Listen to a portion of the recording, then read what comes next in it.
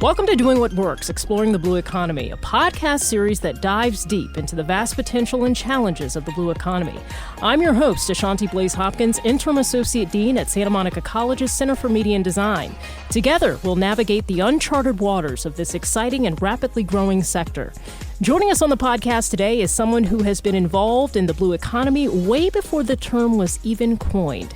In the 60s, he helped run a tropical fish breeding business in Australia, where he spent much of his youth. His focus on oceans continued in the Bahamas, where he studied conch depletion in the region. He also monitored manatee populations off the Florida coast and studied mariculture in the Gulf at the Texas A&M University. In 2003, he became Secretary of the California Environmental Protection Agency under Governor Arnold Schwarzenegger and ascended to the role of Cabinet Secretary, which made him the Chief Policy Advisor to the governor. He is the architect of California's landmark Global Warming Solutions Act of 2006, the Hydrogen Highway Network, and the Million Solar Roofs Initiative. Currently, he is the president and CEO of AltaSea, an organization based at the Port of Los Angeles that is dedicated to advancing the emerging blue economy through business innovation and job creation. I could literally spend an entire podcast reading off our guest's long and impressive resume, but why do that when I have the man sitting in front of us, Terry Tamminem? Thank you so much for joining us on the podcast today. My pleasure to be here. So we have a question that we ask every single one of our podcast guests on the Doing What Works podcast, and it's always the same. Tell me your first job ever, and tell me, what did you learn from that job that helps you do the work that you do now? My first job, I was in high school, and on evenings and weekends, I worked in a nursery, and I had to water the plants and sweep up and do all the menial chores. This was in Australia when I was going to high school. And it's the only job I have had in my entire career that I considered a job. I can honestly tell you that every single thing I've done since then I would have done for free if I was independently wealthy. I've been so fortunate. And that was the lesson I learned, is that do what you love, because it makes the days go by and it makes you happy at the end of a long life. Hopefully not quite the end for me yet, but you get what I'm saying. Yeah, we hope you're around for very, very, very long, because I think you're doing so many impactful things in the space. And it's interesting to hear you say, and it seems like you have been doing what works in the area of the blue economy pretty much for your entire career. So if I really think about the moment you became interested in the ocean in general and discovered that you could make a career out of it, when was that moment for you? It was in 1992 or 3, when I met a guy named Mike Herz, who was the San Francisco baykeeper. He had started a nonprofit organization. There were 4 or 5 others. The first one was started on the Hudson River in New York by John Cronin. And it was citizen nonprofits that went out and found out what was harming the environment in the ocean, in their coastal region or their river, and then stopping it, drawing attention to it, doing advocacy campaigns, even using the Clean Water Act to sue polluters. And I said to myself, that's what Santa Monica Bay needs, where I was living at the time in Los Angeles here. And I said, I want to be the Santa Monica Baykeeper. And that was it. And you mentioned all those other interactions I've had with the ocean and studying wildlife and so forth. In 1993, I founded the Santa Monica Baykeep, and I got to go to work in a wetsuit and plant kelp off Palos Verdes as a way of restoring the ecosystem, but also fighting the sources of pollution that were harming it in the first place. So that was my first job in the blue economy, but as a citizen activist and citizen habitat restorer. So let's talk about some of the work that you did in the Schwarzenegger administration here in California. I mentioned a few of the initiatives that you played a major role in getting implemented.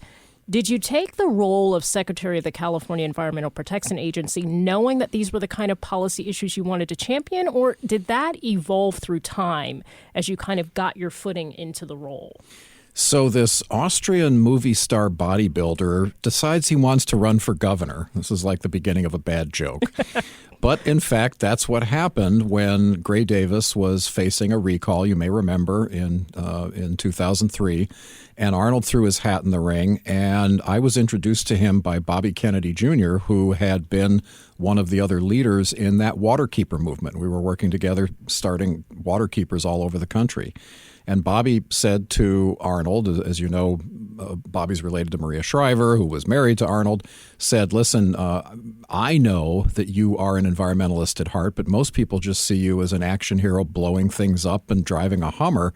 So if you want to be a great governor, I know you care about the environment. You should talk to this guy, Terry Tamminem, who knows a lot about it and can help you. So he introduced me. We hit it off. I talked about all the things you could do that would support the economy at the same time as you're supporting the environment. And at the time, there was just this strange belief that the two couldn't coincide. And so we hit it off. We wrote an environmental action plan that he campaigned on.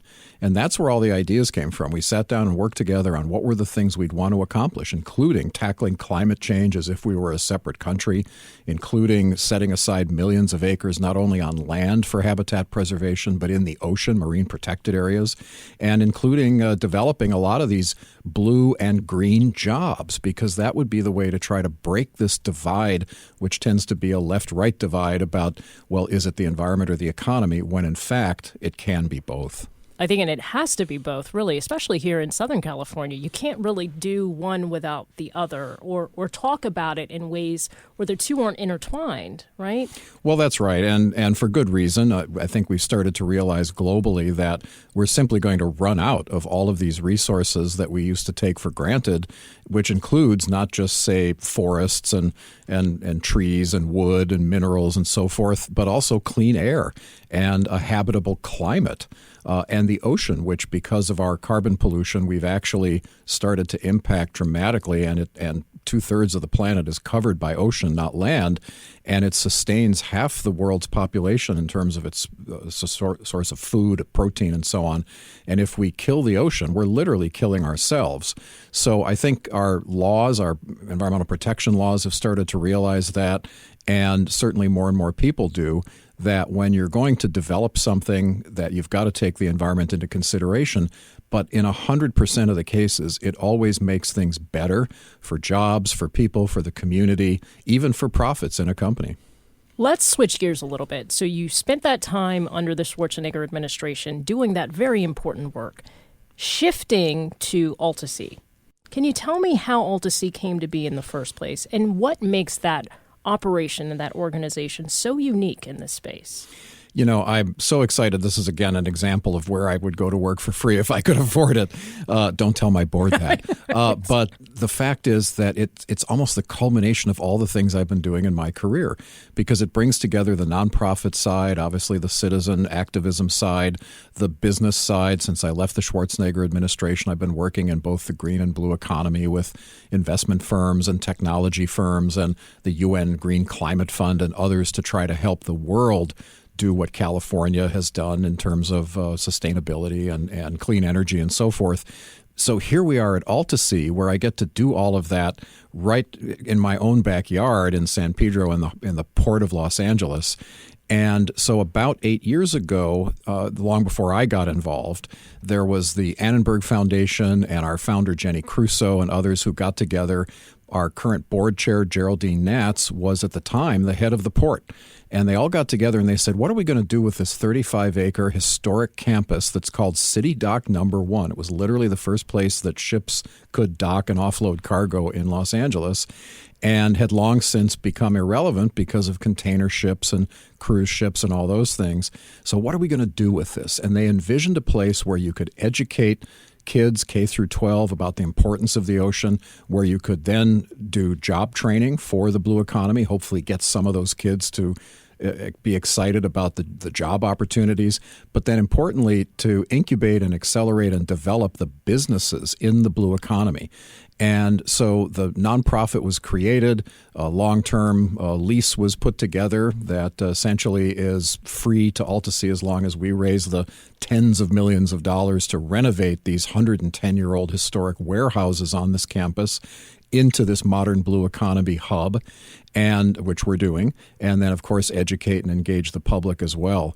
So when we say blue economy, we mean aquaculture, both on land and at sea, to help sustainably produce food and fuel and pharmaceuticals and industrial products. It's amazing what you can get from seaweed, not to mention, obviously, fish and other seafood. We also mean renewable energy, so things like wave and tidal energy. Just this year, we passed Senate Bill 605, which, with bipartisan unanimous support, I should add, that will incentivize wave and tidal energy production the same way the state has incentivized things like solar and wind. It also includes extracting carbon from seawater, which is much more efficient than trying to take carbon pollution out of the air. And one of the byproducts is green hydrogen. So that's something we can then use to help decarbonize ships and container handling equipment in the ports. And then lastly, we focus on blue technology like underwater robotics and mapping and different kinds of ways to understand our changing planet. You mentioned renovations and how you have to kind of raise those funds, tens of millions of dollars, to renovate that space that you all occupy at the Port of Los Angeles. Tell me where we are right now with those renovations and what's coming. Obviously, you have some tenants that are already there. They're kind of shifting around to, do the renovations. But what is this going to look like when it's completely complete? And when is it going to be fully operational and online? Well, first of all, I want to make sure your listeners know how to find us. It's altasea.org, AltaSea.org.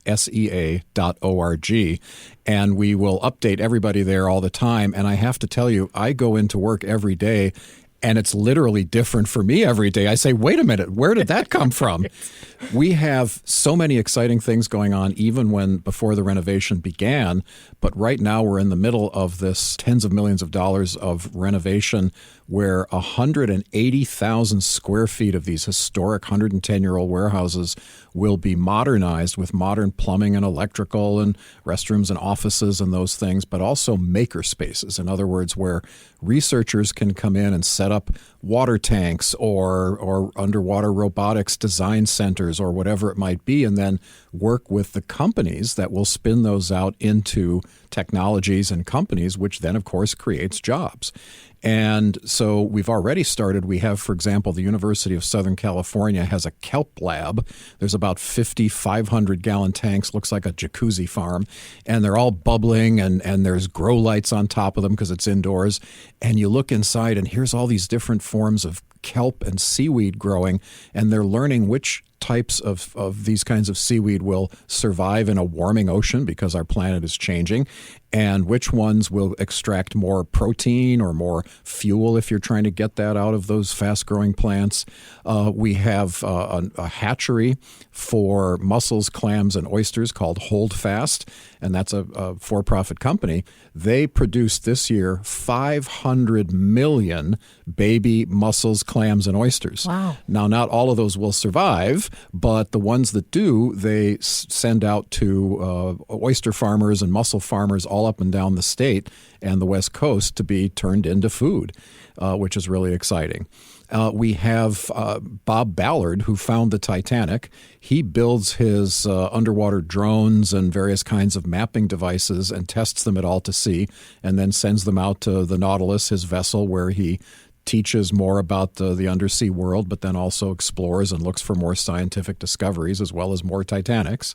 And we have EcoWave is another good example of one of our technology companies. It's from the Middle East, where they've figured out how to harness the energy from waves that come ashore on breakwaters and jetties, which are already designed to protect infrastructure. They absorb the waves. So instead of just absorbing the waves, this technology turns that into electricity and is already doing it throughout the Mediterranean, so now can do it here in California. And the list goes on, but it's a really exciting, dynamic place. We have a company called Vertical Oceans coming in soon, which, as the name implies, will be growing shrimp in vertical tanks indoors, all automated with AI and robotics, looking at every single shrimp for its health, for its growth. And in 90 days from the time it's born in our facility till the time it's on your plate, you'll have a jumbo shrimp that was all produced by a great team of workers right at AltaSea. Exciting time to be in the business that you're in. You bet. So you mentioned earlier about kind of the policy part of the blue economy. Senate Bill 605 just signed into law recently, authored by State Senator Steve Padilla. AltaSea and your organization supported that. How do you think that particular policy is going to impact the blue economy and help it move forward here in the state of California? Well, I think the first thing it's going to do is create a lot of clean energy, but a lot of clean energy jobs that are very different from, say, solar or wind energy jobs today. And I must tell you, this is one of the things that keeps us awake at night and why we're so excited about partnering with our 13 community colleges, including SMC, to work on workforce training and workforce certificate programs in these blue economy sectors, because a bill like Senate Bill 605 was modeled after the one in 2021 that incentivized offshore wind.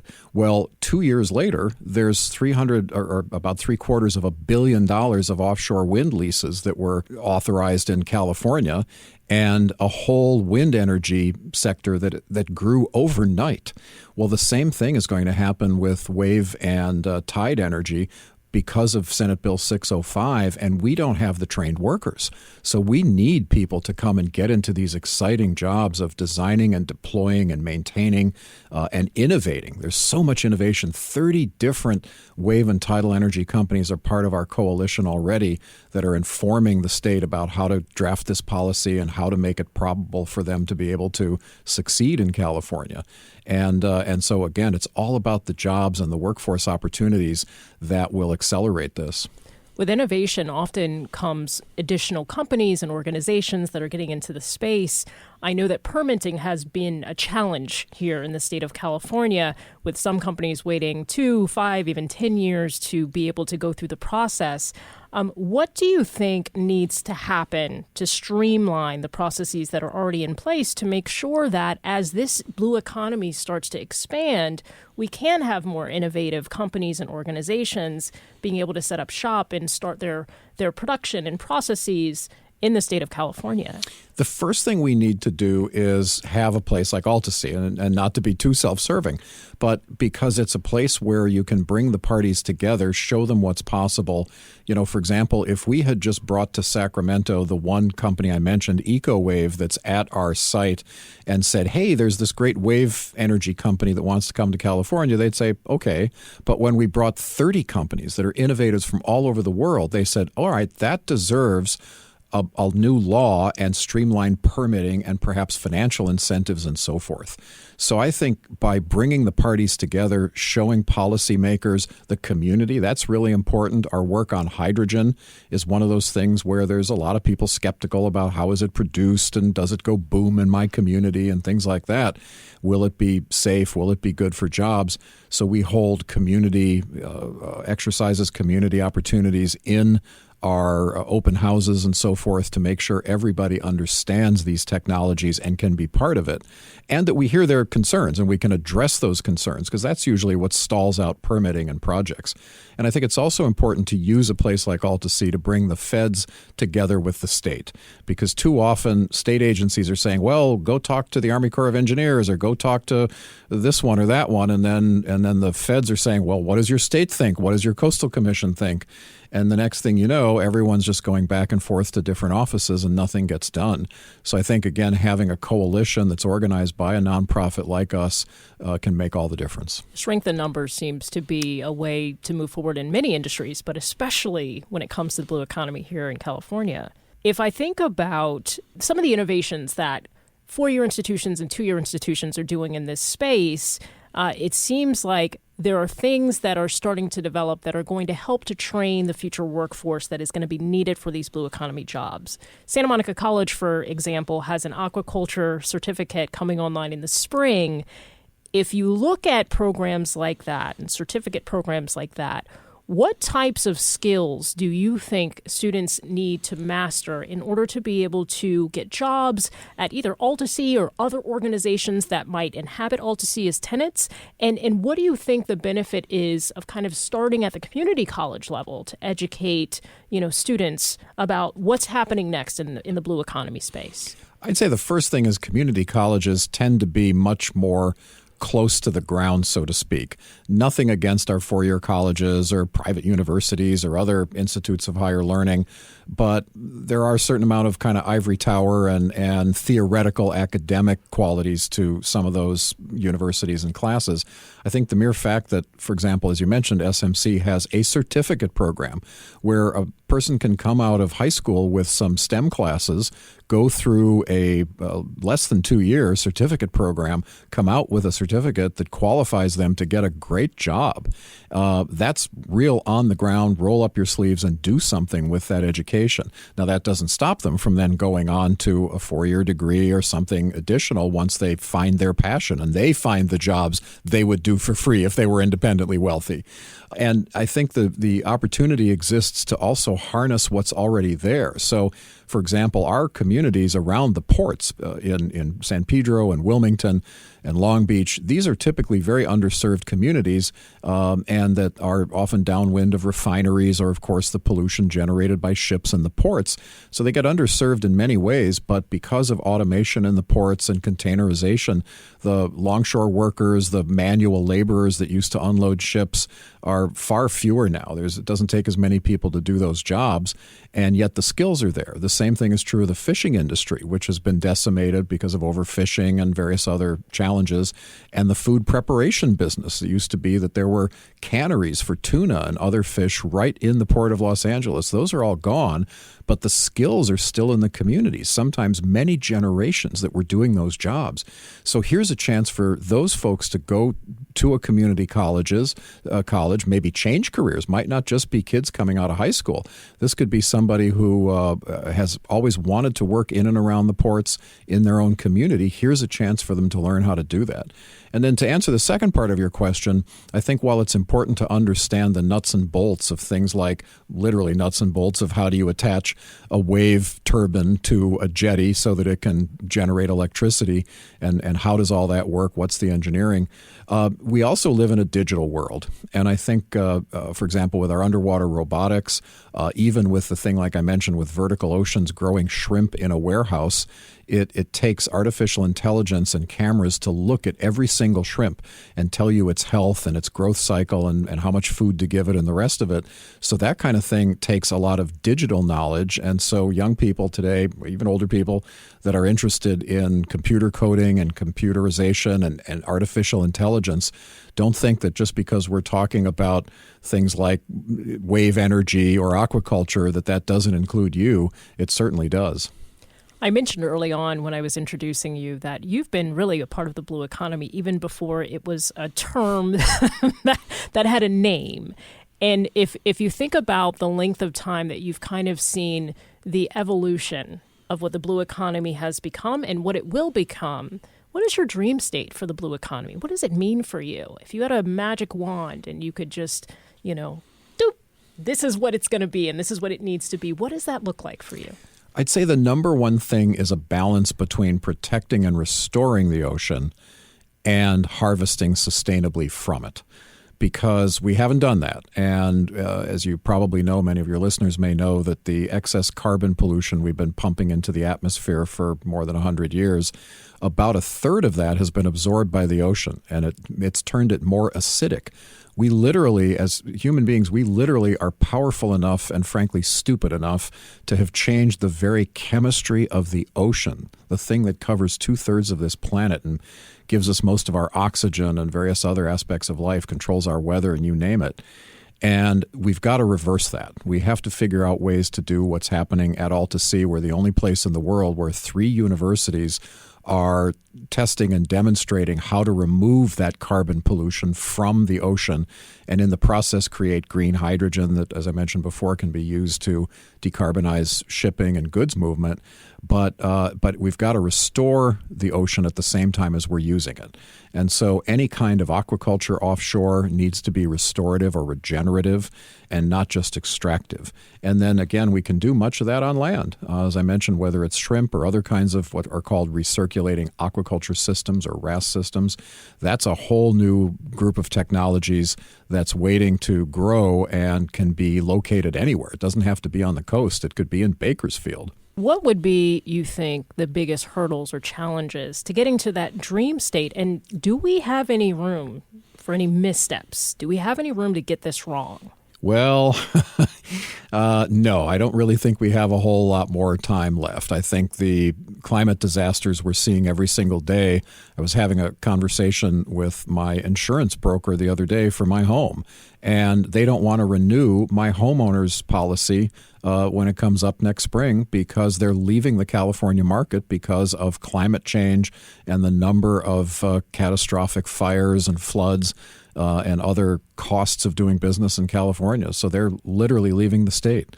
That's costing people. My sister lives in Florida where for years you couldn't get homeowner insurance living along the coast. You had to buy into the state propped up insurance pool, much like here in California we do for earthquakes. But that just shows you the cost of climate change has already exceeded our ability to pay for it. So we can't keep making the same mistakes and hope to have a sustainable future. But again, that's the good news. We don't have to make that false choice between a strong economy and a strong environment. If we do this right, especially with the blue economy, we can be restoring that 2/3 of the planet that's covered by salt water. We can be harvesting sustainably food and fuel for the future. Even things that we've never thought about. There's a protein in a common clamshell that's now been found to cure cancer. If we continue to destroy the ocean or make it more acidic, those clams can't form those shells. We're harming ourselves.